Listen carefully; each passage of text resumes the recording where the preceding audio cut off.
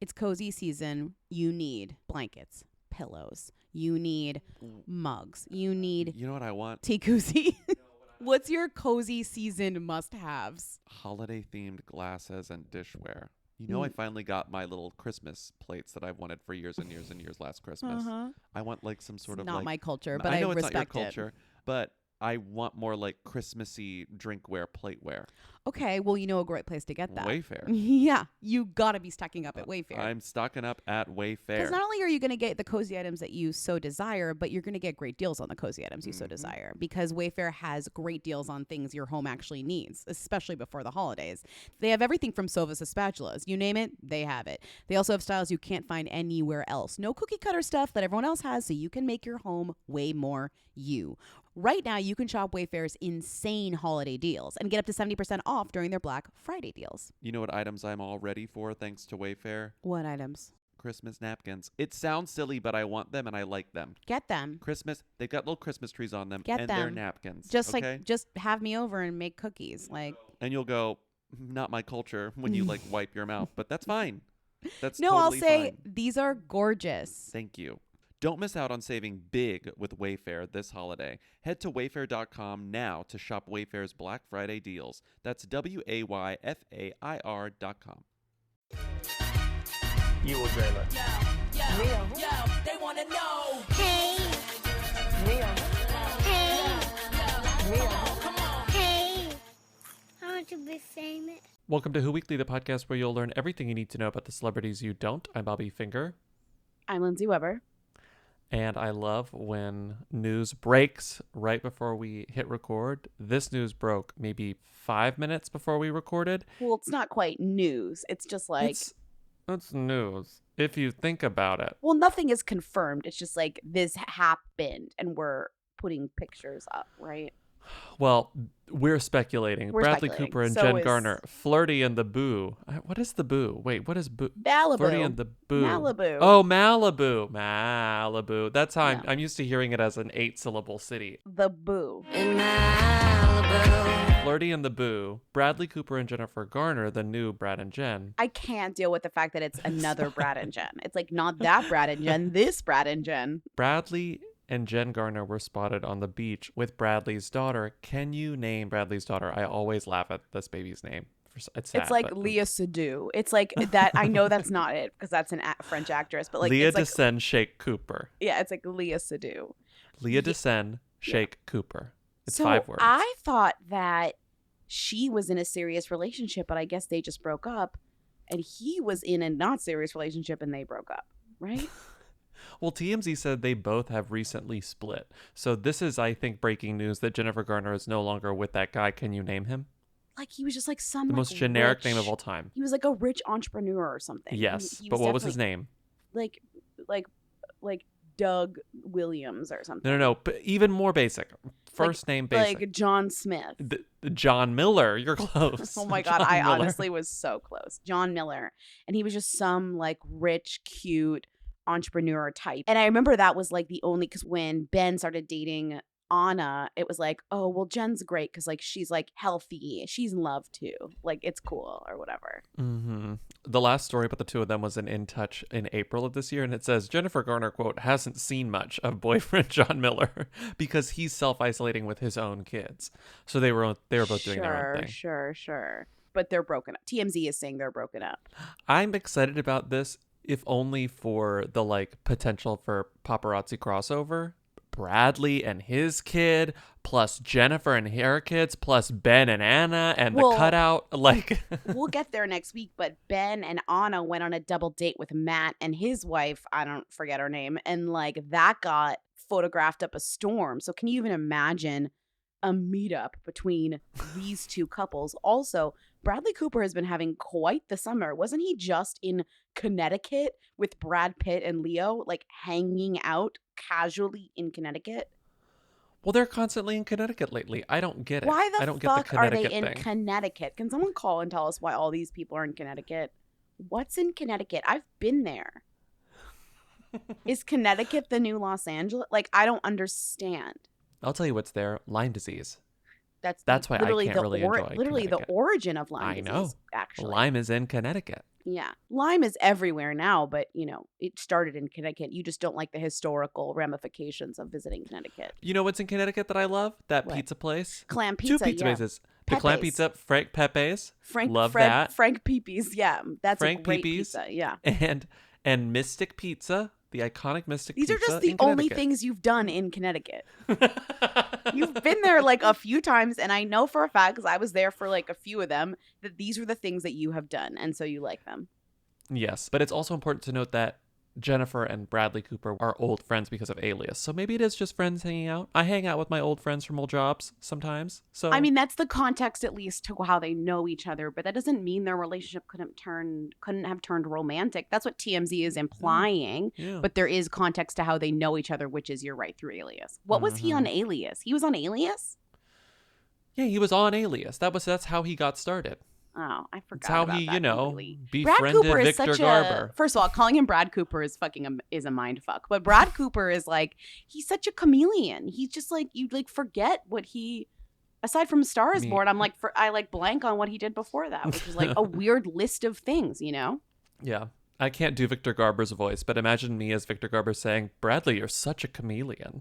Yeah. Oh, Bradley, you're such a chameleon. So you are listening to Who's There, our weekly call-in shows. If you have information about Connecticut, I want or to if know you know what what's the going fuck on is in going on with Connecticut. If you've seen these people out and about in Connecticut, let us know, because this is interesting. Or if you have any tips about the new Brad and Jen. A lot of celebrities are selling property right now. Pay Well, attention. They're leaving the cities. A lot of people are selling properties. A lot of people generally, I but think also a lot of older A-lister celebrities are doing this, not necessarily the young ones. I think they're staying put, but I do think the saw quote unquote Brad and Jen's. Jennifer Lawrence just sold her apartment in New York City and lost a lot of money on it, apparently. Oh, poor thing. I How just will saw she that. I know. recover? I'm really sad I'm so sad for her. Maybe she's moving to Connecticut.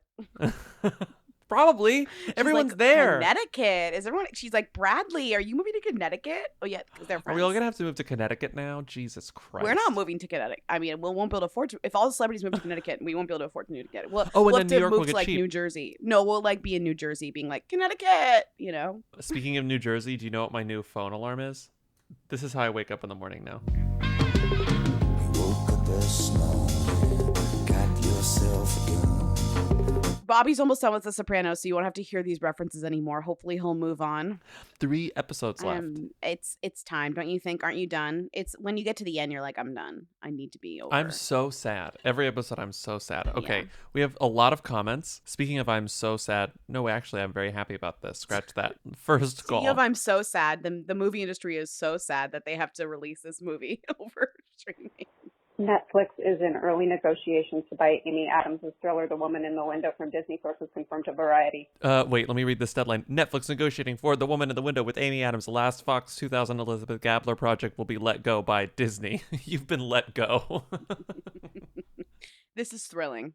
In more ways than one. We thought the woman in the window was going to be left in the window. We thought she was going to be left in the window, closing the window behind you and walking away. We thought...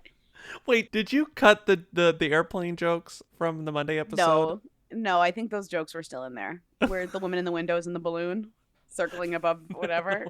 No, those are still there. So finally, Netflix was like, okay, you can come down. And the woman in the window landed on a Netflix helipad, I guess, because they are discussing with them to release it on Netflix, which is like, I feel like every streamer is like, looking around for the big blockbusters that could be and trying to get them on the platforms while they can, Mm-hmm. I'm going to quote Deadline here. It says, quite simply, an adult-themed thriller isn't a good fit for the family-friendly Disney Plus streaming service, because it was like we could just throw it on there. And release calendars are going to be overloaded when movie theaters reopen and audiences return, which is a really shady line because it's saying the woman in the window has no chance compared to literally anything else. Well, and it's like true. It's like if it's like Tenet, Mulan, like it's like once all these movies flood out, Women in the Window is No one's saying Woman in the Window. You mean $30 Mulan? It's the Okay. full title is $30 Mulan. Well, we'll get there, but hold on. Yeah, finish what you were saying. Are we going to get there? Like some other pictures that have gone from studios to streamers, the Tom Hanks World War II thriller Greyhounds trek from Sony to Apple is a good example. Cash-strapped studios are sitting on finished films, and cash-rich streamers can't get enough of them. I wouldn't call myself cash rich in terms of this because I will not be paying an extra $30 to see Mulan on a service that we already pay for, which is fucking insane to ask that. But I would pay anything, literally any price, to see The Woman in the Window in theaters. Like, that's the difference. Do you know what I mean? I'd pay many $30 to see that movie in theaters, but I never I'd borrow will. a hazmat suit from Naomi Campbell. I'd go to the Regal, buy a cherry Coke. But that's why I'm happy about the Netflix thing, because they don't even have the system to charge me money to see something on top of the money they already charged me to see the other things on their thing. You know what I mean? Like, Disney Plus being like, it's going to be on Disney Plus and you have to pay $30 to see Mulan is fucking psycho. I kind of think that won't happen. That's too much. I think it's going to happen. They said it's going to happen. That's crazy. Anyways, we're so excited about The Woman in the Window, and she's finally going to get out of the window. Maybe I should just, as an experience, watch The Woman in the Window through my own window and then, like, blog about it / talk about it on the podcast.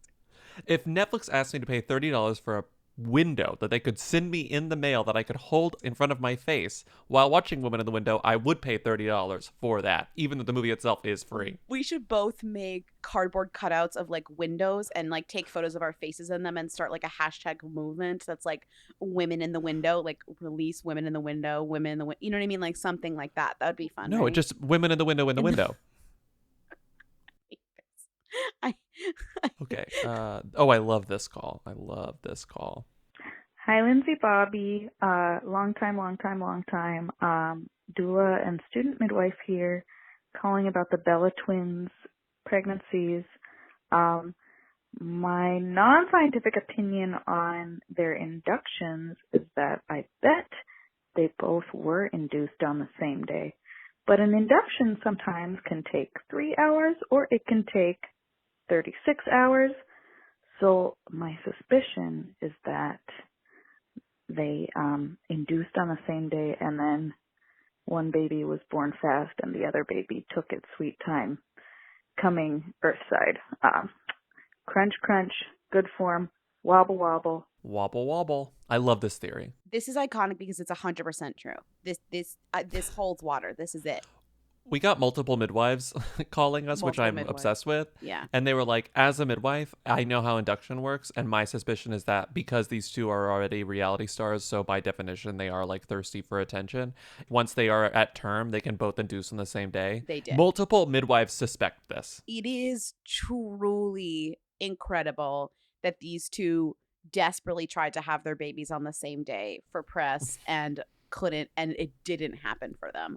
Like one baby was like, I will not sign on to this from birth, and was born a day later. I feel like we can expect more from the baby that chose to stay put. Yeah, that baby, that's like the chosen baby. Yeah, which baby is it? I don't even know which one. An ethically shaky sort of experiment where we just follow the Bella twin children and see what's up. I mean, that baby already has broken free from the prescribed life that his reality TV mom tried to put him in, you know, the box. And again, we're just speculating here, but let's be honest, people. Duh. Next call. You guys, please stop saying kissed with masks. What are you talking about? What does this... I'm not going to go look up these pictures. Are you talking about? They kissed with masks. Crunch, crunch. Wow. This caller is really upset because we were talking about people who kiss with masks on in the last episode. And I honestly don't even remember which celebrities were kissing with masks on. But Honkin'. I was thinking when this call came in, because this person is clearly upset, wow, how are they avoiding all the news that I'm inundated with every day? Because I see celebrities kissing in masks on everywhere I turn on the internet. So I don't know what internet you're on, but my internet is 90% celebrities kissing with masks on. So I did a little digging to remind myself of how often this happens. And it's even more often than I expected. Lindsay, would you like me to read the assortment of mask kissing that I've seen? Yeah, over it's the like past a little, few months? it's a little stunt. It's a fun stunt. It's a cutie stunt. Exactly. I promise to always take care of you, Brooklyn Beckham professes his love for Nicola Peltz as self-quarantine couple kiss through their masks. And then there's a photo of them kissing in masks. Delilah Bell Hamlin and I.L. Booker share a sweet kiss through their face masks as they reunite in London amid COVID-19 pandemic. Cara Delevingne and Margaret Qualley share a kiss through their face masks while out for lunch in LA. Selma Blair and her boyfriend Ron Carlson kiss while wearing face masks before putting their arms around each other during a romantic walk in LA. And then also Sarah Michelle Gellar kissed Selma Blair through face mask for her birthday, which is an entirely different thing. Ariel Winter and boyfriend Luke Benward, that's 3 names. Luke Benward kissed through their masks.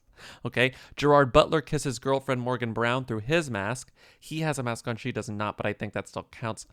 And then Nevada casinos reopened for business after closure for coronavirus pandemic. And then there's a showgirl named Jennifer Romas who is kissing a dog. Both of them are wearing face masks. Both Jennifer is in a face mask and the dog is in a face mask. And the dog, would you like to know who the dog is? Yes, the dog is Sir Winston of Westgate, a West Highland White Terrier and property mascot for the Westgate Hotel in Las Vegas. That is the Queen of Versailles Hotel. Then there is Ben Affleck gives girlfriend Ana de Armas a kiss while they both wear face masks before he wraps his arms around her during a walk in. I have to say that second to last one kind of made me agree with the caller that this is just ridiculous. Next call. This kiss. Hi, Bobby and Lindsay. How can we talk about Kevin McHale accidentally giving his boyfriend salmonella by undercooking chicken sausage without first talking about Ottavio and Bradley from the Ultimate Chicken fight on the X Factor UK in 2016? Crunch, crunch. What's the connection? Did you watch the video that I sent you yesterday? I don't think you did. I don't think I did. I think I was doing something else. You were doing something else. So I was like, I don't understand what this call is, but it sounded, you know, when you were listening to a call and you're like, this could be nothing, but like there was something in this caller's voice that made me think I have to look this up. Like I have to. And so I found this 5.5 minute long video called Number 5, Bratavio and the Chicken Fight, X Factor UK Top 10 Moments. Like the top 10 moments ever on X Factor UK. I've never heard of this. Okay.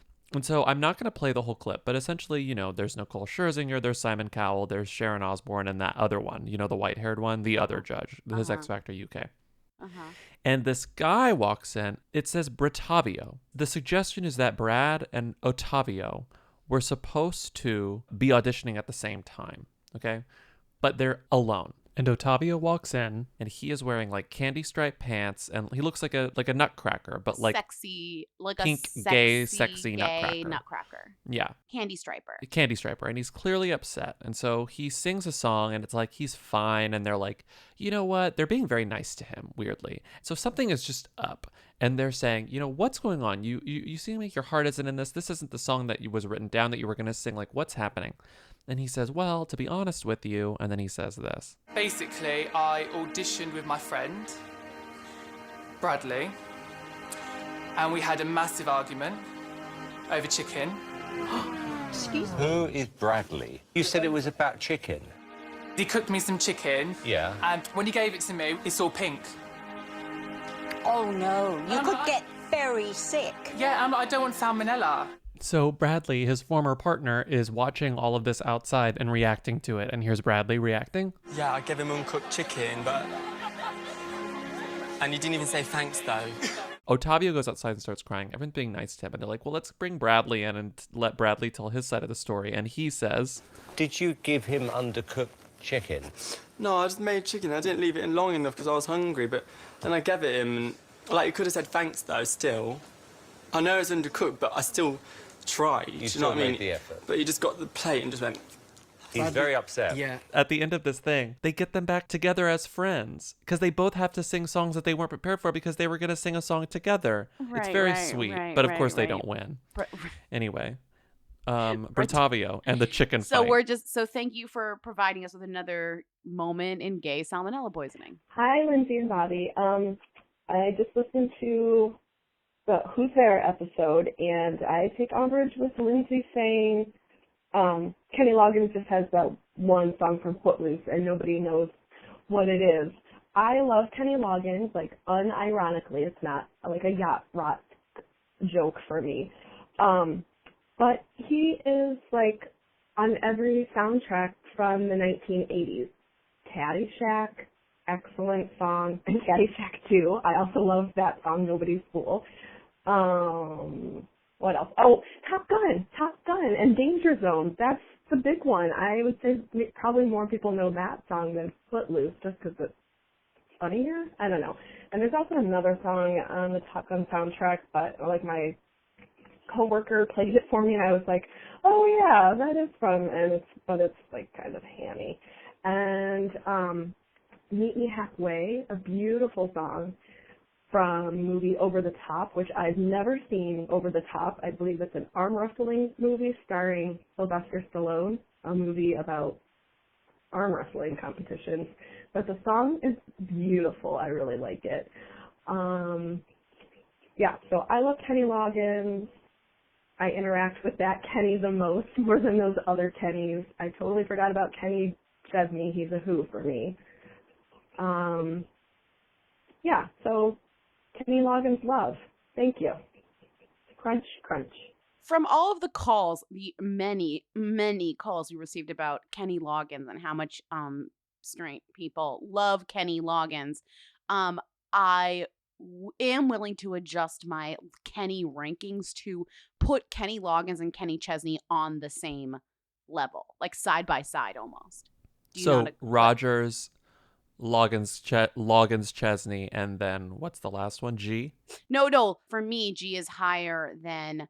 And also, I fucked up because I said G had a Lonely Island thing. He didn't. That's Michael Bolton. I mixed up Michael Bolton and Kenny G, which I would say is an arguably okay mix-up. Like, that makes total sense for me to do that. But I do still think that Kenny G is above Loggins Chesney. But I do think that Loggins Chesney would be side by side via the amount of calls we got being like, oh, Loggins, don't you know the Top Gun soundtrack? And it's like, bitch, like, no. Get out of the 80s. Like, he's the most 80s artist, right? Danger Zone. I don't think it really affects the ranking fundamentally, but we could have mentioned more of his songs. But we could have mentioned more about anyone we talk about. But I'm willing to inch him up alongside Chesney. I agree that Chesney and Loggins are probably on the same step of the Kenny ladder, the Kenny who them ladder.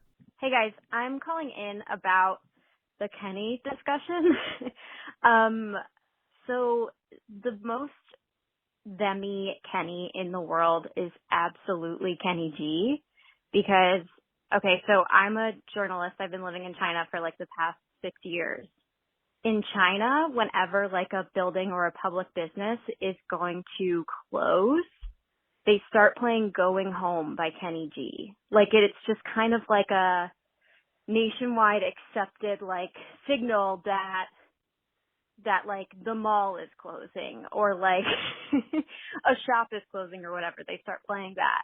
And not just in like Beijing, Shanghai, like the more international places, but like truly everywhere in China. So when you factor in the fact that like there's 1 billion people there, then like the other Kennys just don't stand a chance. I'll give you an example, like the gym I used to work out at in Beijing. It closed at 10 every night, but at 9:30 they would start playing Kenny G's Going Home on loop for the full half hour until 10. So as far as I was concerned, it basically closed at 9:30. But yeah, just wanted to clarify that. Crunch, crunch, bye. I don't think I know that. I don't think I can. Wait, I have to play the song. If you hear it, you know it. It's very beautiful.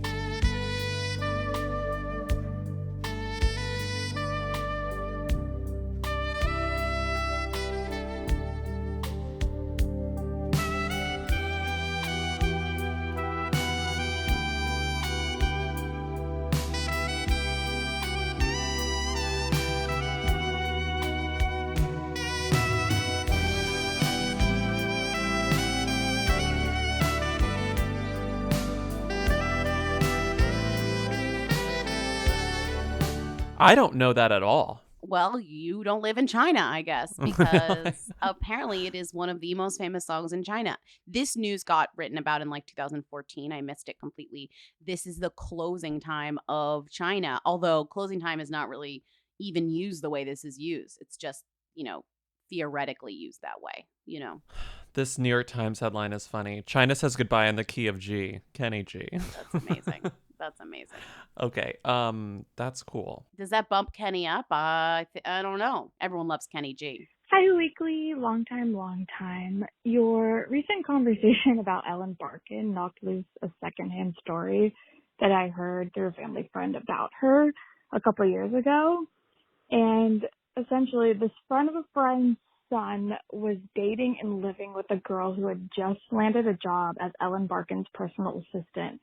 And the two were planning on moving from New York to LA together. They had listed their apartment and everything. But the girl flew out early, and apparently Ellen Barkin told her that in order to take her career seriously, she needed to break up with her boyfriend, and she did it, leaving him effectively homeless and scrambling to get a new apartment with like a week to spare or something. It was a huge bummer, but I think this story only confirms the impression you two have of Ellen Barkin. Crunch. Exactly. The Read needs to have Ellen Barkin on their podcast.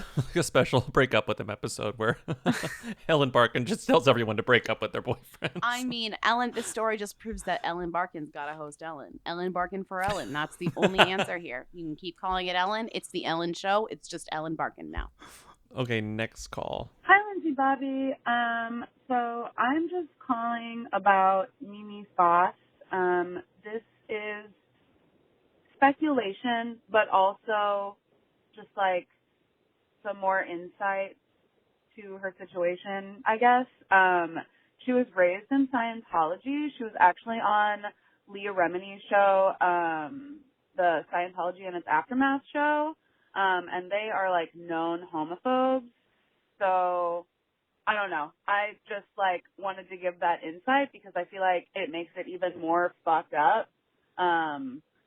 For like the producers of Love and Hip Hop or whatever reality show to be like, oh, like your girlfriend's cheating on you? Is your girlfriend cheating on you? Because this is like probably the first time she's like been able to comfortably be out of the closet now that, you know, she's not involved in Scientology anymore. I'd forgotten that she was on this show. I watched the entire Aftermath. That was a great series. Wow, like truly. And I watched the entire thing and I totally forgot about her being on it. This was in the second season. I didn't watch the second season, so I never saw this, but I did watch the entire episode this morning. And it was really good. I just forgot how funny it is. We joked about this at the time, but like the Scientology Aftermath show with Leah Remini is, yes, it's great. It's harrowing. It's depressing. It's very well done. But like Leah Remini is the most photogenic listener. Yes. You know, like she's worked on this her whole life. Yes. I feel like if you were some sort of, you know, to talk about body language experts again, but like the way she sits, the way her facial expressions change subtly, like they're not distracting. Everything about it is so fine-tuned. Well, think of how many hours Leah Remini has to sit listening to J-Lo. Just blah, blah, blah, blah. She's perfected her listening. And it is funny because you would think Leah Remini, and actually she's a talker. She's a Long Island talker, right? Long Island. Or she's just a really fucking good actress because Brooklyn, on that show, she's Brooklyn. always listening. Oh, Brooklyn. Okay. Well, Brooklyn. You know. She's a Brooklyn talker. A Brooklyn talker. You are so right. Incredible. And also the, again, a very serious topic, extremely good journalism, extremely good production, but the very odd coupling of the Scientology British guy and Leah Remini always cracks me up, you know, because he's like, yes, Leah, and she's like, yeah, well, you know, and it's Mike. very, what was the show where she was in where she played the wife? He's Australian, by the way. King of Queens. Not British. Whatever. Like, there's yes, like a King of Queens, yes. There's like a posh accent, and then there's kind of like a Leah Remini moment. And it's just very like, it's very King of Queens, like coming back to you, you know? Yes. Also, speaking of LASIK, there's an iconic King of Queens episode where she gets LASIK and like thinks she's going blind. Stop saying there's an iconic King of Queens episode. I don't know. Like growing up, literally, what did the Finger family do? We ate dinner together and we watched King of Queens. Like, I don't know. And CSI. Okay, back to Mimi. Watching CSI with my family, with my mom just going, this is disgusting. But like every Thursday night, every single Thursday night, we'd watch CSI together in high school. And then she'd just be like, ugh, this is gross. It's like, why are we doing this? Okay. Back to Mimi. So Mimi goes on the show. And it's this the story is actually I'll so pepper some clips in, but it's really sad. And if you watch the show, you know that like there are shades of this story. But Mimi's story specifically, if you don't know anything about Scientology, you're like, oh, this is straight up a cult, because everything they did to them, And to her child family abuse. and child abuse, but like taking advantage of this, like of her mom, who's clearly like unwell, and manipulating her to leave her family, because it's like Mimi was like, my brother was in college, my brother was at the University of Georgia, so he was out of the house, my sister was living alone, like my sister had an apartment, she was grown, I was like the young one, I was 9. And so her mom falls into Scientology. They move from Georgia to Clearwater, they move into that iconic blue building, which I didn't realize used to be a hospital and was like run down, and she was like, it was rats and cockroaches the entire building, it's disgusting. So she lives there for 4 years. Then they want her to, her mom gets really into it. And then at some point they ask her to sign the billionaire contract. Right. The like when she's 13. dedication, and she doesn't want to sign it. And they're like, okay, And bye. they kick her out as she's homeless at 13. At that point, when I declined, they said, well, then you have to leave. And you're how old? 13. Just like that. And your mother was there with you? Yes, she was. And what was your mother doing during this time? She was out of here. Right. And she was not there. And they gave me a deadline, which was 7 p.m. That day? That same day? That same day. They didn't give me 1 red cent, not even $1.50 to take the bus or a blanket. Here, go sleep on this park bench. Nothing. And then they sent people up to escort me out of the building. A 13-year-old. The church claims, oh, well, no, she wasn't homeless. We made sure she had an adult. And she's like, no, they didn't. She had to like find someone at school. She was still going to a Scientology school, which kills me. So she's like, even though you're out, you're still stuck in this web, sort of. It's unspoken, but she's like, very nice parents let her move in with them, of one of her friends. And so that's kind of who she lived with for a few years. But it's still sort of suggested, because she's at a Scientology school, that those parents are Scientologists. She's just not participating anymore. Which you think would be not allowed, because she would be considered somebody who's suppressive or whatever. Suppressive. But maybe that doesn't really count if you're a child. I'm not sure. And then she moves out. She like becomes an adult, moves into her own apartment. And the mom comes over. She's like, we actually have a good night. We drink wine. We have dinner. We talk. And then the mom leaves and is very upset and goes back to Scientology, whatever. Then Mimi gives a little more details, and she finds out that the mom was upset that she was living this like sinful lifestyle. And Mimi reveals that she had taken in a friend who was on hard times and had a roommate, and this friend was a lesbian. And the mom was like, I can't believe, like, I don't approve of your lifestyle, insinuating that Mimi herself is gay. And Mimi doesn't say that in this interview, because again, this interview was released in 2017, maybe filmed in 2016, unclear, but it was released in 2017. So there are like suggestions that Mimi was already dating women before she publicly dated women, and that there's more to her having trouble coming out than we originally realized from Love and Hip Hop. Like the Scientology angle has a lot to do with this, maybe. Right, it what makes the caller more is saying. sense with her story, for sure. Yeah. So Lindsay, you know how last week we were complaining about like getting the same type of call over and over again, and like it just won't stop? The thing about podcasts is that a lot of people listen day of, but a lot of people listen a lot later. And so that leads to us getting calls like this on August 4th, 2020 at like 11 p.m. at night. Just had to pause the podcast to call and tell you about my favorite Hui ice cream that doesn't describe what's in it, which is Moose Tracks. No. It's usually like a vanilla with a chocolate fudge swirl, and I'm like sorry. chocolate, You like seem Reese's nice, but Pieces I kind of in it. can't. I had it for the first time in Alaska. so I think it was happy developed for there, you. but I have since discovered This that is Target brand ice cream, You're which is very honestly the nice, best but ice I cream, can't. does have Moose Tracks. Yes, I know it's a Who, but it's delicious. Highly recommend. Crunch, crunch. I feel bad for this caller because this is a perfectly fine call, but like I am just. You're if I late. hear Moose Tracks one more time, I'm gonna moose track. You know. I don't know, but This podcast is brought to you by Squarespace. Can't imagine it any other way. Whoweekly.us is a Squarespace. It will always be a Squarespace. We love our Squarespace. Even if they said no more advertising on this podcast, we would still have it be a Squarespace because honestly, it's just the easiest, sanest way to have a website on the internet at this point. Yeah. I really can't think of another option. No, I wouldn't even know how to do another option at this point. It's like it is a perfect way. I know they have all the features I need. If there's a new feature that I need somehow in the future, I know that they're going to have it. Mm-hmm. Let's say there's something we need to do on this website that I can't even think of right now. I know that As in the future technology advances, that they will have our I back. trust that Squarespace will keep up.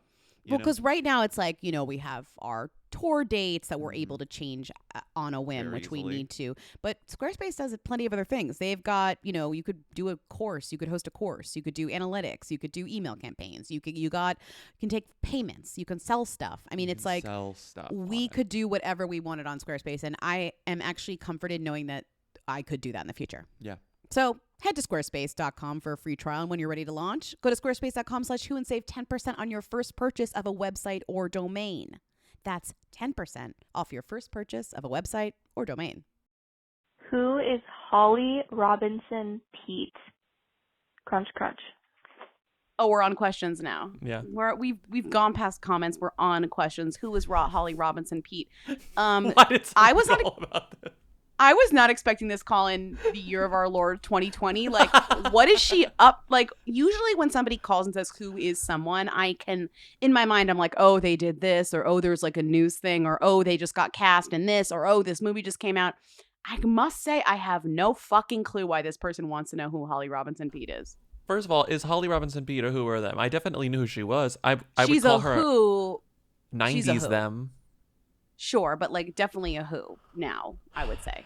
Yeah, but she's I know also... I mean, I watch Hang with Mr. Cooper too, but like I would say she is a who now. Yeah, I would still call her a who. So Holly Robinson Peete, most iconic for me because she was the star of Hang with Mr. Cooper. What's my theme music?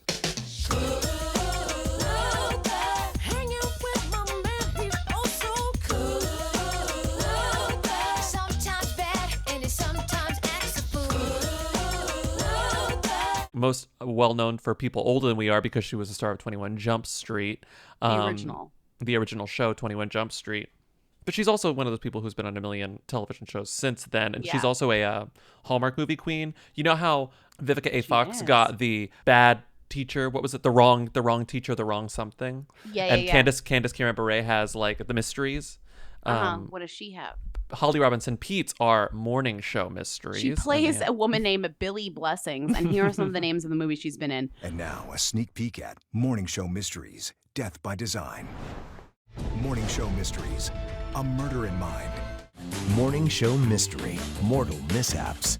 Welcome to Morning Show Mystery, Murder on the Menu. Having that many Hallmark movies, and that's not even all the ones she's done. She's done other ones like Christmas and Evergreen and A Family Christmas Gift. That's like very lucrative, I would say. Yeah. She was Holly Robinson back in the day when she first started, and then she married a famous quarterback named Rodney Peete. And they're still and married? took his last name. They're still married, yeah. So when I was trying to figure out like why this person called about Holly Robinson Peete, I was doing a little digging and I found out that she also started in a reality show that was on OWN. And it was a reality show about her family, and it was called For Pete's Sake. And it ran 2 seasons on OWN, For Pete's Sake. And it chronicled the life of her, Rodney, and their 4 kids, one of whom is their daughter named Ryan and their mom, Dolores. Then that show got canceled after 2 seasons. This is what is iconic about this. For Pete's Sake, which is a great pun, was canceled. Then they moved the reality show to Hallmark Channel, where she has an existing relationship because she's in those murder mystery movies. And then the show was renamed to Meet the Peetes, which I feel like is counterintuitive because you would think Meet the Peetes would be the first one, and then it would be For Pete's Sake would be the second one. Well, it's just funny because they couldn't use that one again. Like, For Pete's Sake was perfect, and then they were like, "Wow." Oprah was like, "You're not getting this name." We don't get to use this again, I guess. So we'll do just Meet the Peetes. It does rhyme, but it is not as good as For Pete's Sake. It's not as good as For Pete's Sake. It is the same concept because it is still about just the family and what's going on with them, and obviously they already have existing fans.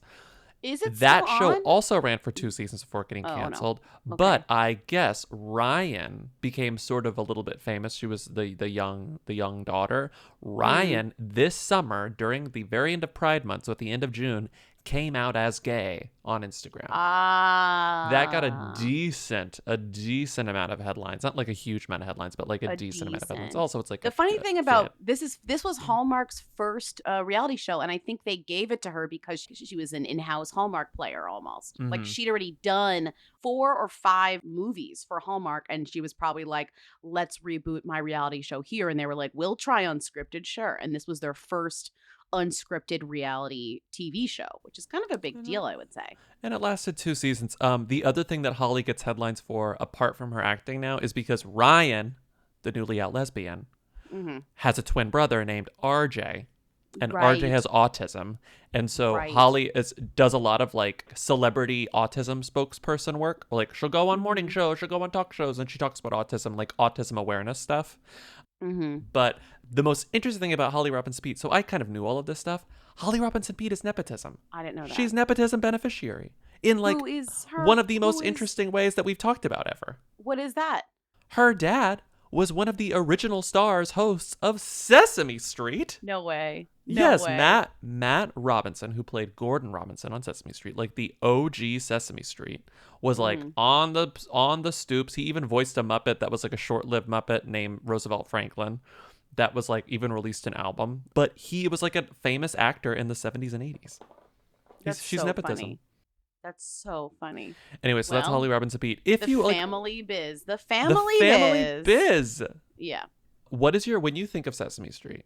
What Oh, is the first song that comes to mind? Honestly, not a classic, but Elmo's World. You know that song that kids love now? Elmo's World? Elmo's World. Da, da, da, da, da, da, da, da, Elmo's World. Yeah, I told you it's not the classic, but like I know there's Oh. more classic Sesame Street songs. You're trying to get me to say one that he sang, but I'm not going to. The one that comes to my mind is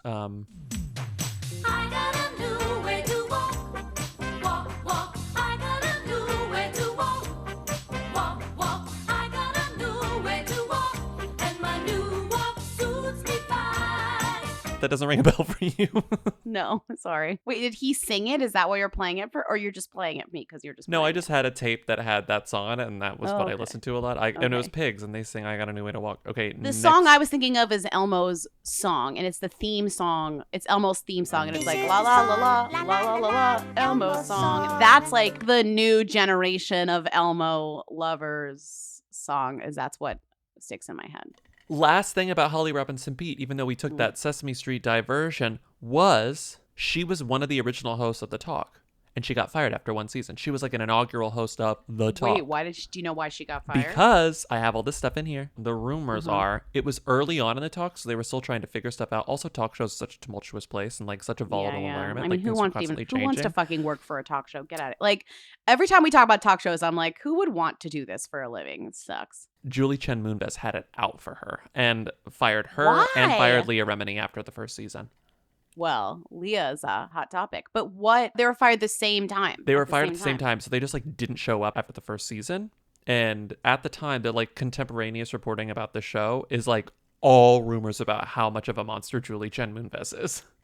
And this is before, this is 10 years before the Les Moonves like accusations, before she was truly outed as a And monster. Leah Remini, icon, queen, and legend, said on Twitter, she said Sharon Osbourne, thought that me and Holly were, quote, ghetto, her words, and were not funny, awkward, and didn't know ourselves. Sharon said that she asked for us to be fired. I didn't claim this. She admitted this on Howard Stern. She claimed she and Pete were in the dark about their firings until Osbourne made the radio confession. We didn't know why we were let go. And then Osbourne went on Twitter and said, in response to Leah Remini's comments that I had her fired from the talk, let me just go on the record and say I had absolutely nothing to do with it. And I have no idea why she continues to take to Twitter to spread this false gossip. Oh my God. So there was drama, and Holly was like, I'm not even commenting on this. No comments, no tweets. I'm smart. Bye-bye. You can't turn Leah Remini off. Please, people have been trying to turn Leah Remini off for decades. She does not shut off. She's a perpetual motion machine. Like, scientists are studying Leah Remini because they're like, she has the like key to infinite energy. And she's like, I'm always listening actively. But I love this last quote that I saw from like 2006 or whenever the talk was premiered, 2009 or something.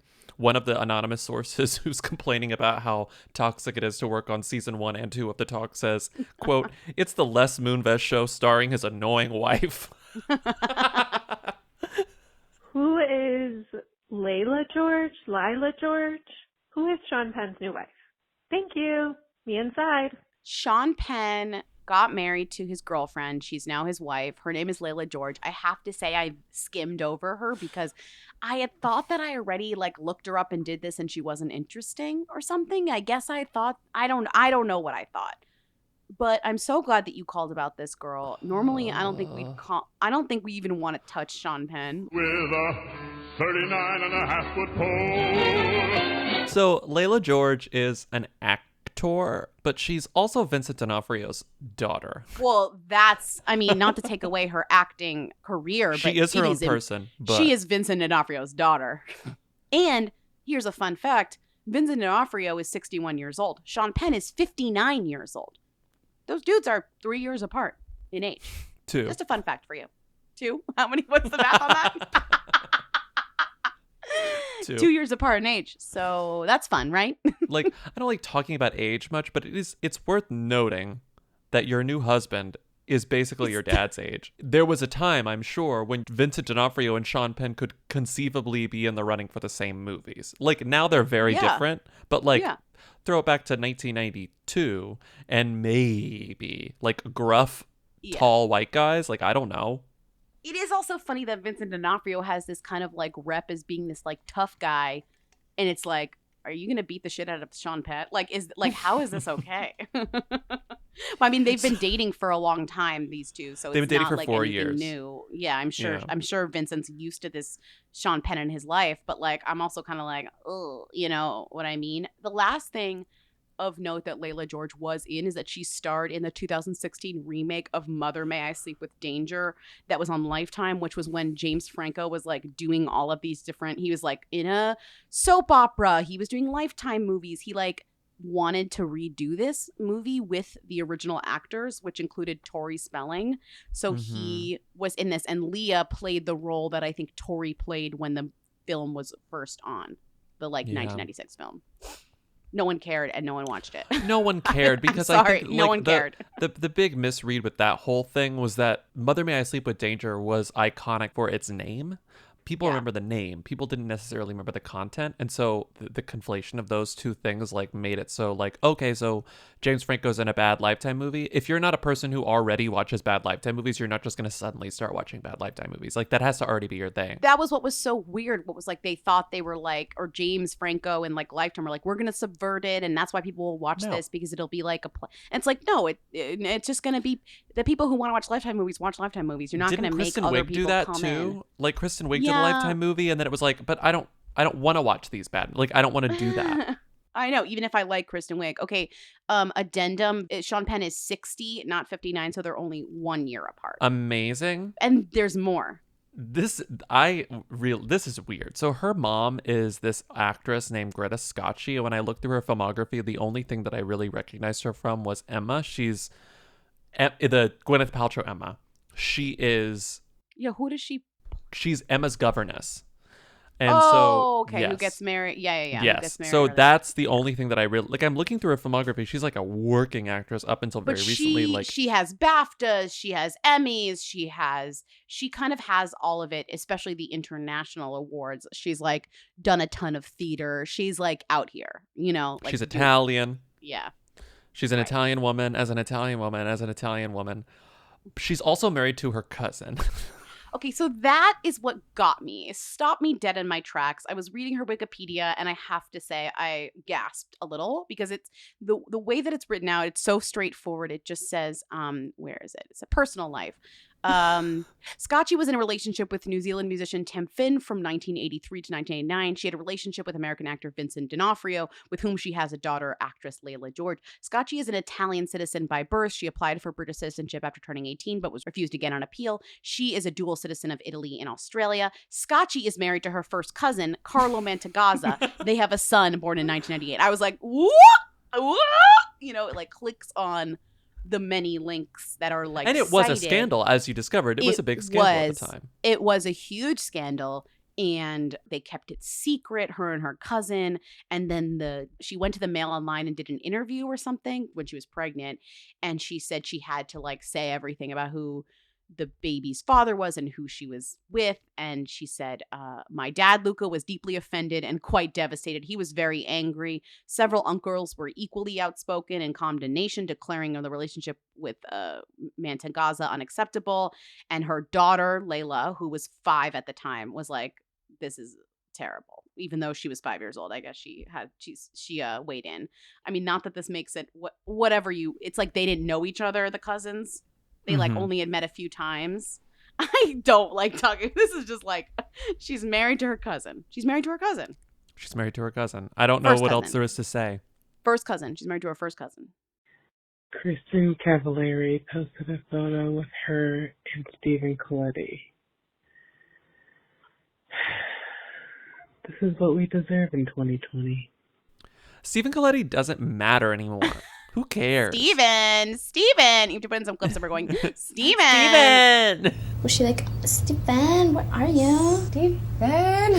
Steven. For like 15 minutes, I'm like trying to sleep. That's all I can hear. It's like echoing. The hills, Laguna Beach references. This is so specific. This is such a small window of millennial culture that I'm pretty sure does not leak out anywhere else. No. That the fact that Kristen Cavallari posted a photo with Steven. There's like a 2 or 3 year max age range where you cared about these people. And if you were if you could not have theoretically, maybe so that makes it 4 years. If you could not have theoretically gone to high school with these people, you don't give a shit.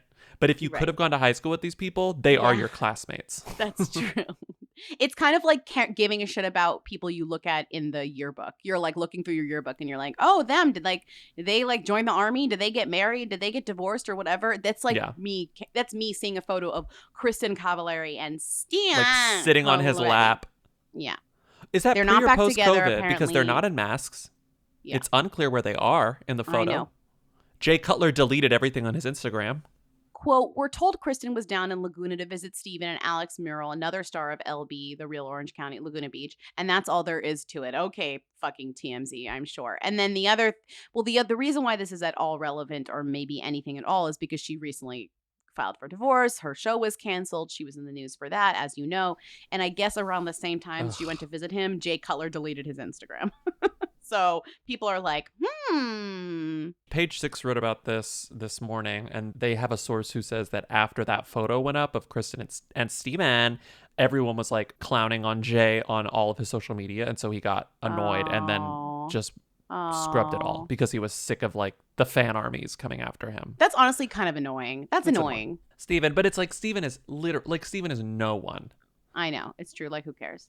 He wanted to be an actor for a while, and then he was in some. What is he? He was in One Tree Hill. I didn't watch One Tree Hill, but he was in One Tree Hill. I don't want to look him up. He doesn't matter. And but the thing is, I still like Kristen. I still like Kristen. Is the problem? Yeah.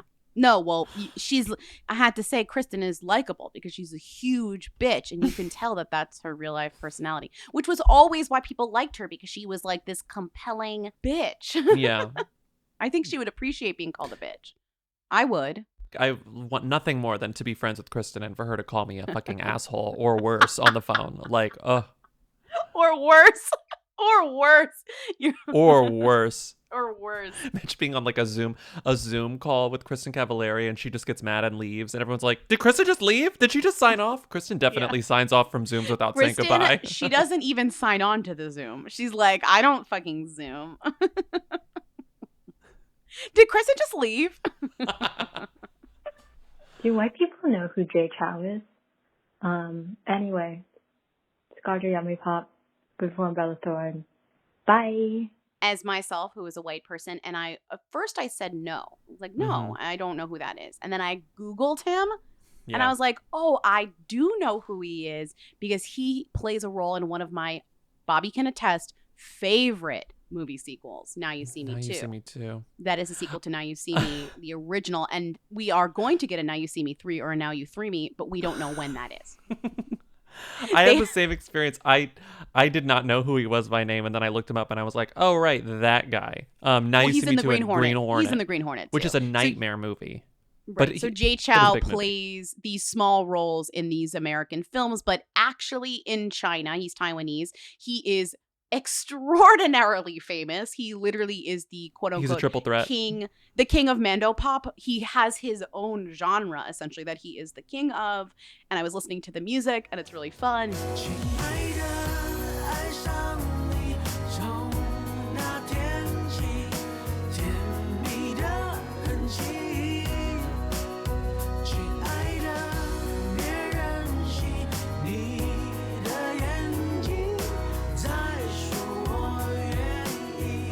He's also has a fashion brand and but the thing I love about him is he's really horny for magic. Like he has a Netflix show in which he does magic tricks in like around the world. Like he That's loves my favorite magic. thing about him. That's why he was in Now You See Me Too. Just because it's a passion project, he just loves magic. Yes. Do you wow? What are your thoughts on magic? Oh, I have thoughts. I'm talking like Vegas magic, like big bombastic magician magic. Yeah. Oh, well, okay. So I saw the Chris Angel Broadway show. I don't think many people can You say talked that about they that on the saw it. podcast. Yeah. Yeah, it was incredibly bad, but there's also something so fun about it. I've also been to the Magic Castle in LA, which is famously that building that houses a bunch of old magicians and people get invited to go and you kind of walk around and there's all these old guys doing cards. And I think magic is fun. Mm-hmm. I like it. I like cards. I like it.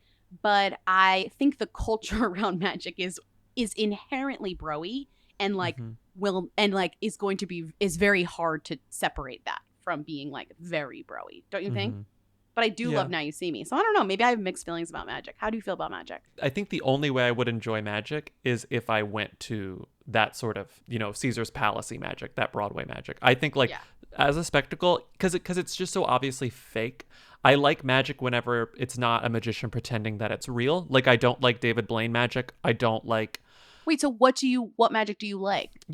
Growing up, there were I don't even like the David Copperfield magic. Like when it's on TV and they're like trying to make you think that it is real, like they're trying to be serious about it, I'm like, shut the fuck up. But whenever it is the sort of ostentatious, over the top, let's do this in front of a big audience magic, like if you're there, it's funny, it's easier to fall into. What's wild is that we don't actually have, in the 80s and 90s, we had these big magicians who would do these stunts on TV or, in public. We don't really have that anymore. Even we had David Blaine, he would like at least chain himself up to a box and hang over Times Square. We don't have somebody who does that. Drown himself for a few days. Yeah. Right. Like we don't, because remember Copperfield was like, I'm going to move the Empire State Building. And then he would like do it. And it was like some camera trick and everybody was like, he moved Lady Liberty. Remember Lady that? Liberty, yeah, because I remember that. And I then watched that live. There's a great podcast, I don't remember, but it's about how he faked, like it's totally fake. Obviously he faked it and it was like a whole thing. But the way that he did it is very interesting. And whenever you find out the way that they do the magic tricks, it's always amazing, which is why I loved the series where it was like magic revealed by that like masked guy when he was like telling you how to do the tricks. That was great. But I'm just saying we don't have a celebrity magician right now who does these bombastic televised stunts, right? Maybe we need Jay Chou to really get into it. Like, but like you need an entertainer. Like I prefer it when it's entertainment, when it's just supposed to be cool, where it's not so serious. Yeah. I think there's no, that's I get not what a you're huge saying. distinction. You like the spectacle on the show of it all, not necessarily like the idea of like magic tricks, meaning like hide this card or like And I almost feel like there's a coin in my ear. Like you're not into that. And I feel like it's sort of like, this is a weird comparison, but it's almost sort of like baseball, where it's also like I need to be there. I don't ever want to watch baseball on TV, but if I'm at a baseball game, I'm like, this is really fun. I have a good time doing it. If you were in front of some old guy and he was doing card tricks, you would love it. Because it is fun and it is like skill. You're watching skill in front of you. You're watching sleight of hand and you're like impressed by it. And you're like, how did you know that? But like... And then Now You See Me Too is good magic because it's just CGI cards going up and down people's clothes for 10 minutes. I've already talked about my issues with Now You See Me and Now You See Me Too. And my main issue is that they're never quite clear whether it's actual magic or magic. Like there are things that happen in the show that are truly just like they float in bubbles. Like they are in bubbles and they float in bubbles. And you're like, that is straight up CGI magic. That is not practical magic. Well, the thing about the Now You See Me series, the Now You series. What is the thing about it? The thing about the Now You series is that it has it both ways, and I think successfully, because in the first one, they are con artists, they are fake magicians, they are tricksters who find out that magic is also real. So they can do both. They can do But that's the thing. It's they can do supposed the to be street about magic. They can do the street magic that is just sleight of hand, but they can also take control of the con. powers of true magic. So it's a combination of, you need to be an expert in the sleight of hand to like truly master the like let's float in bubbles magic. I want to think that like it's not real magic. None of it's actually real magic, but you just don't know the answers to every single trick that they do. I think it's supposed to be that. Like, but the thing is, sometimes they solve tricks and sometimes they don't, and that's what's confusing, because you're like, either you solve all the tricks for me or you don't, you know, or you say that's the confusing part. Can we go back? We need to go back to Jay Chou, because we have gotten so far from him. But basically, he is like a multi-hyphenate to the extreme in China, and he is one of the most successful entertainers with music and with literally everything. He sold like 30 million albums or something crazy like that, says his Wikipedia. He's married to another actress who was in the movie Skyscraper. I don't know if you ever saw it, but it was wildly entertaining. Yeah, her name is Hannah Quinley. She's really good in Skyscraper. And as someone who saw Skyscraper, who was she in Skyscraper? I don't remember her in Skyscraper. She fights Selma Blair. Like, she has she's a villain. Oh my god, because she has different hair in Skyscraper. She's a villain. Oh, she's a villain. We were looking to cast Shia, this ice-cold lady assassin, and I was watching a bunch of audition tapes, and I put in Hannah's tape, and she just had a baby, and her husband was pushing her in a wheelchair in the hospital, and she held out 2 guns and was firing them and saying all the lines, and I just was, whoever this is, I gotta have her in my movie. I thought she was perfect for this role. In her audition tape for Skyscraper, Jay Chou is pushing her. She just had a baby, and Jay Chou's pushing her in a wheelchair, and she's holding 2 guns and like pretending to fire them. Like, what? Skyscraper, I didn't love.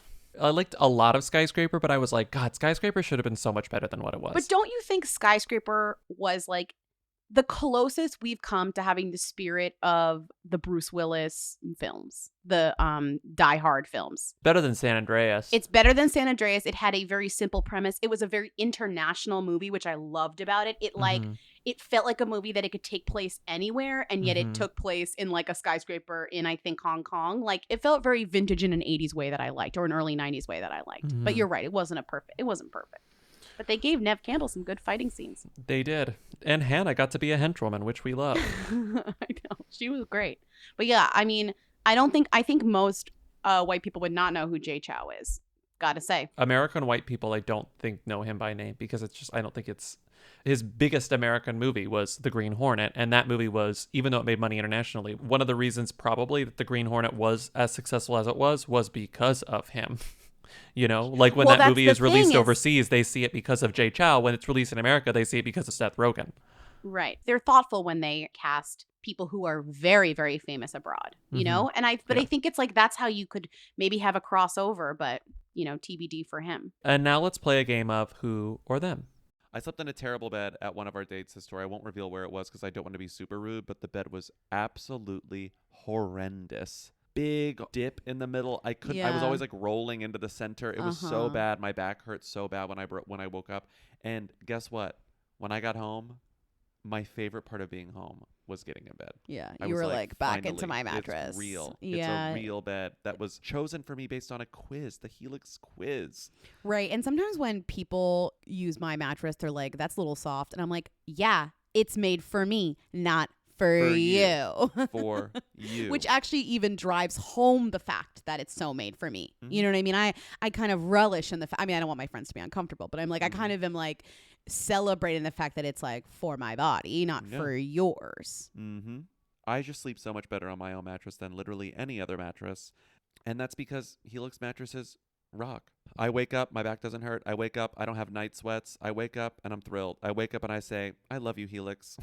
That's so incredible. If you want to experience the joy that I experience every time I get in bed, the and satisfaction, every time I get out of bed, you should go to helixsleep.com/who, because you will get 25% off site-wide plus 2 free dream pillows with any mattress purchase. Plus, get a free bedding bundle, which includes 2 dream pillows, a sheet set, and a mattress protector with any Luxe or Elite mattress order at helixsleep.com/who. That's helixsleep.com/who. Hey, Lindsay Bobby. I'm calling because of Nina Dobrev's Activia yogurt spawn on Instagram. spurred the question, do you think that Jamie Lee Curtis knows who Nina Dobrev is as she passes on the activity spawn? Thank you. Bye. Nina Dobrev is the new face. She's the new gut of Activia yogurt. Her gut is the gut. Move over, Jamie Lee. There's a new gut in town. I've always said Nina Dobrev has the most enviable gut in Hollywood. It could get so gross. Like, the jokes. Her microbiome? My microbiome is quaking, honey, when I look at Nina Dobrev's microbiome. Robust collection of bacteria. You only wish you had a more diverse of a gut microbiome as Nina Dobrev does. Do you think they sat down in like I just see them sitting down in a conference room, like Activia, whatever agency they hired, and they're like, let's throw some names on the board. Who out there seems like they have a robust microbiome? And then we just start like listing names. It's like, she looks like she is regular. This woman looks like she's regular. Activia, they didn't headline that you were telling me about. Activia recruits Nina Dobrev and Daybreaker for a virtual dance party. And it talks about this like really funny press release about Nina Dobrev. Oh, no, they didn't just publish the press release as is, which funny. I thought was iconic. Like they didn't even like say, they didn't need to. They didn't need to. It's hilarious. I love them so Some much. things don't require editorializing. Like you just post the fact that Nina Dobrev is doing Activia spawn in the middle of a quarantine. And you're like, I'm laughing. I am laughing. It's like the meme, the smiley face. I am laughing. I am laughing. And Does the first Jamie comment, Lee Curtis? Okay, what's the first comment? The first comment. I know they didn't use her name. Where their avatar is two gay porn stars fucking, but cropped so you don't see them fucking, but they're clearly fucking. And the comment is digestive queen. Like that is the perfection of Ona. They did. That is culture. That is culture. Right there. That's culture. That's culture. So wait, back to the question at hand. Does Jamie Lee Curtis know who Nina Dobrev is? I would say she definitely knows the young person who took her yogurt job. That seems obvious. She would know who she was. She took the job. Maybe. I think maybe the caller was wondering, like, even though yes, she's sort of taking her job, she's taking the baton, so to speak, but the baton is just like a gigantic tube of probiotic yogurt. She's taking the baton. Does Jamie Lee Curtis really care? I would say Jamie Lee Curtis cares. I would say that Jamie Lee Curtis follows things to a point. Yeah, well, I will say that Jamie Lee Curtis does work with a lot of young actors because she still is actively in a lot of movies, like the Halloween stuff which always have young people. Knives Out. So I would say that unlike some other older star who really doesn't give a fuck, Jamie Lee is out here working with the likes of young people, literally young people, people in film. So I don't know. It's hard to say that she wouldn't at least know who she was, or at least have an idea. Does Sir Ian McKellen know who Ian Somerhalder is? Thanks. Crunch, crunch.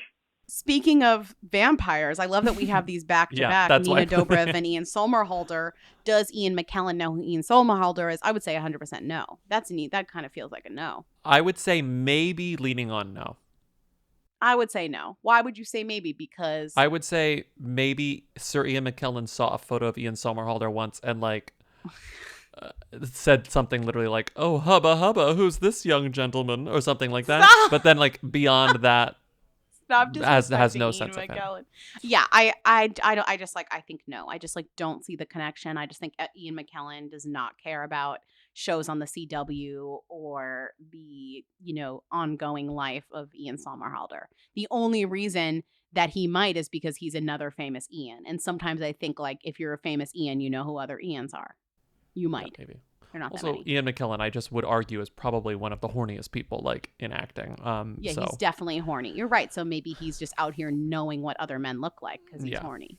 But I'm gonna say no. And also, Ian McKellen, definitely them. Ian Somerhalder is he who or them. 1, 2, 3. Who? Yeah. If not because of knowing who he is, because has such hooey behavior, he is a huge who. Yeah. Yeah. Okay. Shane West's real name is Shannon Bruce Westgarth Snaith. Crunch, crunch. This isn't really a who them question, but I felt like, where else is this supposed to go?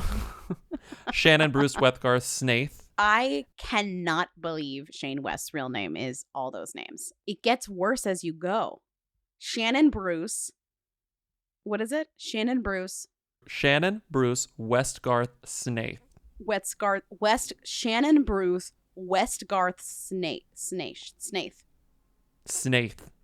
So Shane West's name could have been any combination of all of those things. Like it could have been Bruce West. Bruce West. Or Yes. Bruce Garth or something. Or Bruce Snaith. Or Shannon. It could have been Ron Bruce.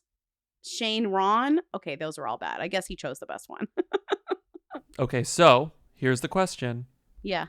Shannon, Bruce, Westgarth, Snaith, who were them? 1, 2, 3, who? Who? Definitely. Shane West, who are them? 1, 2, 3, who? Who? Yeah. Yes. Okay, well, yeah. It makes What no would you difference say whether his, he's Shannon or What would you Shane, call yeah. his most iconic role for you, for Lindsay? Better one of those Can't Hardly Waits. Whichever one of those movies Well, that he he was not in Can't Hardly Wait. No, he was in the one that's like adjacent to In that. places no one will find. Oh, A Walk to Remember. There A you Walk go. to Remember is 100% his most iconic. Yeah, I would agree with that. But it came out along the same time as those other movies. It was in, yeah. He was also iconically one of the people who played themselves in Ocean's 11. There was like Topher Grace played himself. In the poker game. Yeah, Topher Grace played himself. Shane West played himself. Can you name the other people in that poker game? There are 5 people playing themselves in that poker game. Shane West, Topher Grace. John Favreau, maybe? No. They're all young. I only know Topher Grace. Josh Jackson. Oh, fuck, you're right. Josh Jackson. 2 more, and who else?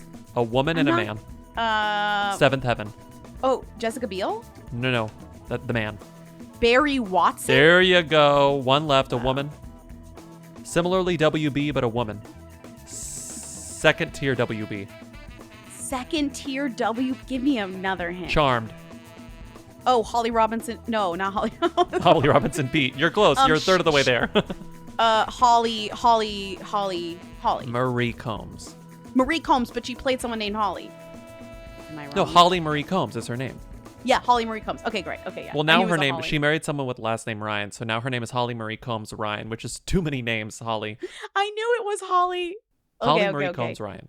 Yeah, he was also, Shane West was fact. also in Get Over It, which I would say is a less oft mentioned I never saw Get Over contemporary It. of those. Oh, it's good. It's fucking good. It's Even good. when I was that age, I was like, I don't need to do this. No, but so it's like I never saw. You know what other movie I never saw? Yeah. Drive Me Crazy. Never saw it. Wait, really? Never saw it. Never, It's never, so never cute. felt like seeing You it. gotta see it. Yeah. It's so cute. Adrian Okay. Grenier's first big horny role. Okay, anyways. You got to add these to your list. Get Over It and What list? What Drive is Me this Crazy. list? Sorry. Add it to your list. Okay, what's next? Hi, guys. Long-time listener, long-time caller. So I've recently been sucked into the world of Criminal Minds thanks to TikTok, where the teens are obsessed with Criminal Minds, which I didn't realize it was possible, but it is. I had never watched the show before, and they're particularly obsessed with Matthew Gray Gubler, and then I didn't know if he is a who or a them. I mean, I think I know, but I wanted to call and ask because I think the teens think he's a them. And I think, like, at some point he was sort of a them. I think he's a who, but the name is so, like, you know the name. Anyway, these are my questions. Crunch, crunch. Me and Grease.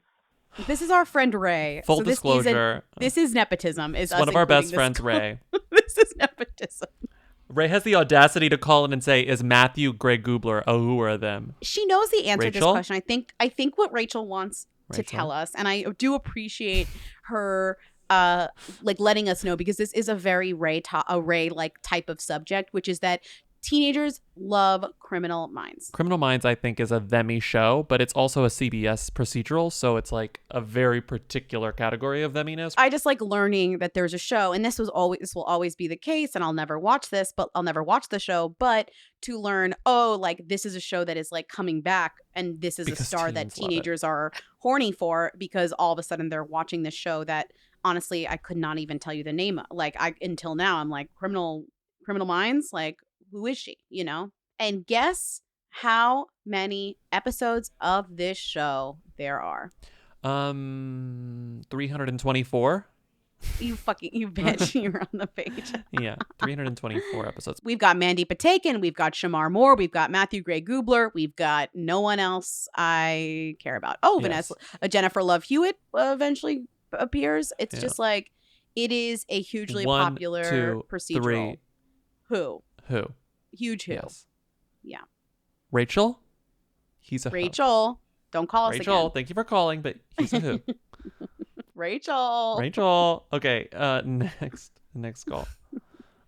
Hi, Bobby Lindsay. It's Nora and Eden. And we were having a little disagreement about M&Ms.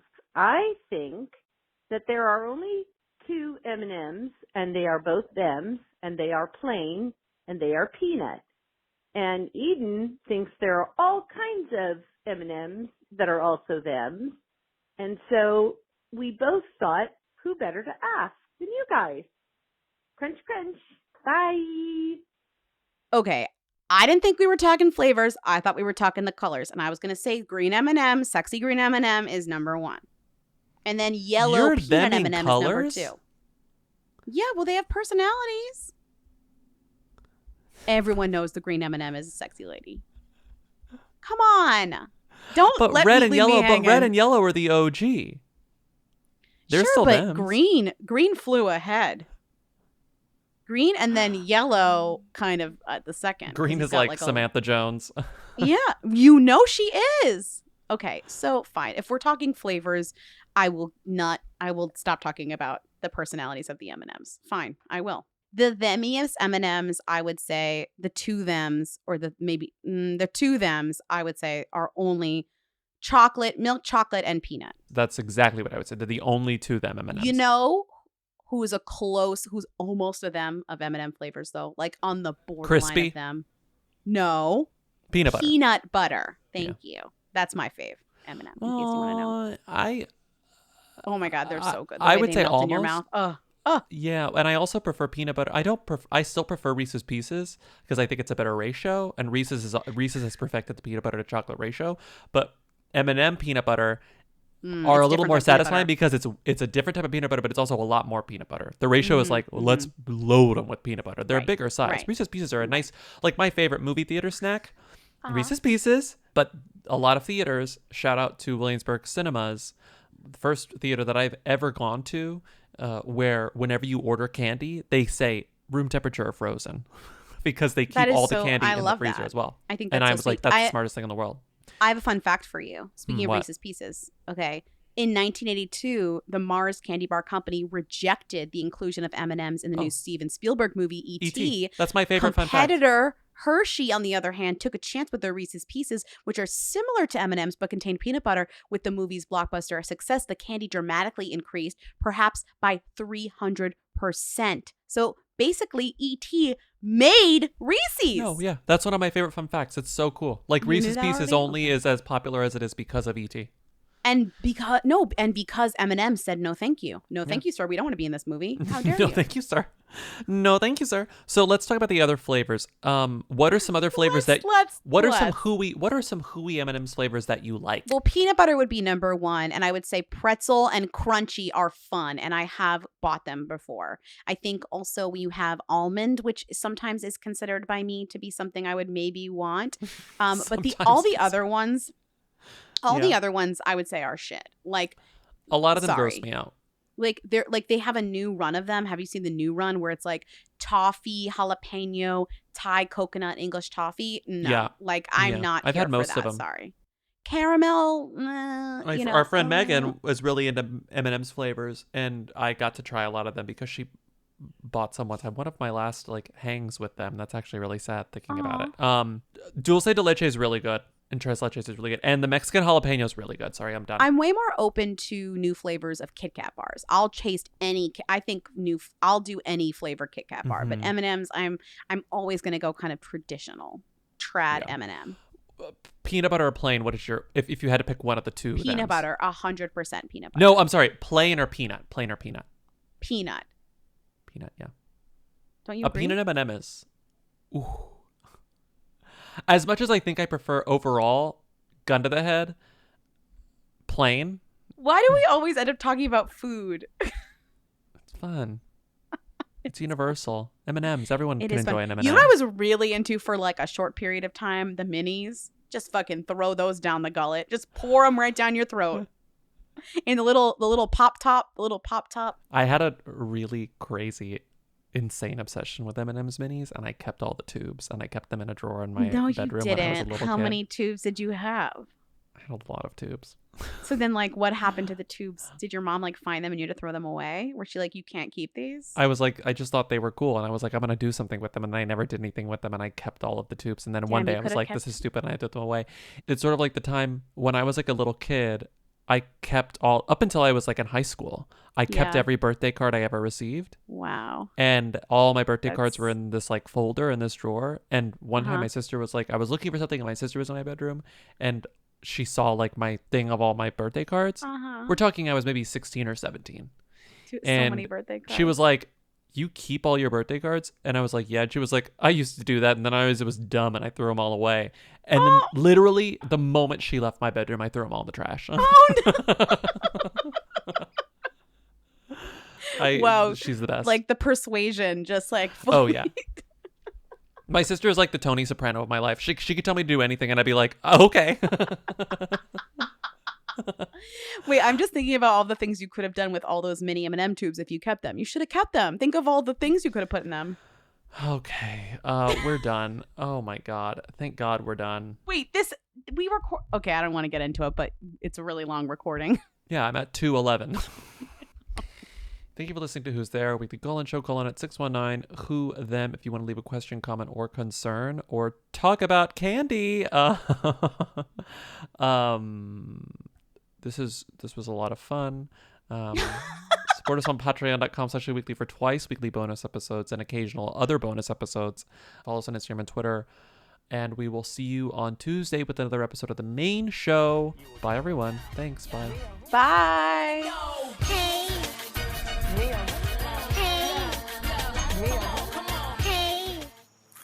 To be famous. Hey, Lindsay, Bobby. Medium time, first time, I guess. So Tyne Daly came up on the show for the first time in a really long time, and it made me realize that there's like something that I probably should have shared a long time ago, which is that I lost my virginity in Tyne Daly's bed. Yeah, I was close with one of her grandchildren, and we went to boarding school together, and we would all like go get fucked up at her apartment when she was in LA, and we would like, you know, pick up her Tonys and her Emmys, and there was like no Wi-Fi there, and yeah, we would just like be high school drunkards there.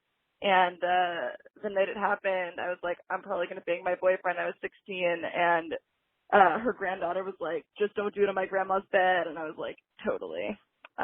So yeah, it's the story. I don't know if this is the kind of thing that you guys like to play. But I figured that it was worth a share. Live and live eat a laptop. Crunch, crunch. Bye. Hi, Lindsay and Bobby. It's Liv, a British hooligan, first-time caller, long-time listener, and I just had to pause the latest episode of Who's There. I'm sorry to carry on the ice cream debate, but you talked about Viennetta, and I can confirm it is a British ice cream dessert. So, you know, don't give Breyers all the credit because it was started by British ice cream giant company Wolves in 1982, and it has been a staple of British culture ever since. So yeah, please give Brits the credit for this because we deserve it. Scarjo Yummy Pop. Hi, Lindsay, Bobby. Long time. I just had to stop Friday's episode and call in to say thank you so much for your conversation about Hui and Nemi musical Kennys. I feel so incredibly vindicated. So I have friends who named their Bernedoodle Kenny Doggins. And I've always thought like, oh, that's really funny. But I didn't, I never quite got the reference. Like I knew I was missing something. They also have a cat named like Eisenhower and a cat named Mr. Meowsy. References I get, obviously. But never quite grasped Kenny Doggins, but just like never admitted that. And a few weeks ago, after a few drinks, I admitted to my husband that I never got the reference, even though I'm obsessed with this dog and love him to pieces. And my husband almost laughed me out of the house during a pandemic and would not tell me what the real person's name was until I went through the alphabet and went Boggins, Coggins, Doggins, etc. till I got to Loggins, and I didn't think it was a real name. Because I was like, Kenny Rogers, Kenny Chesney, Kenny G, like those people I knew, and I knew like I could sing their songs. And then he told me Kenny Loggins was real, and then shared his music, which is iconic, and I know and can sing word for word. But yeah, thank you so much for putting Kenny Loggins last as the whoiest. That makes me feel like I won that argument. So I appreciate you guys. Me and Grease. Crunch, crunch.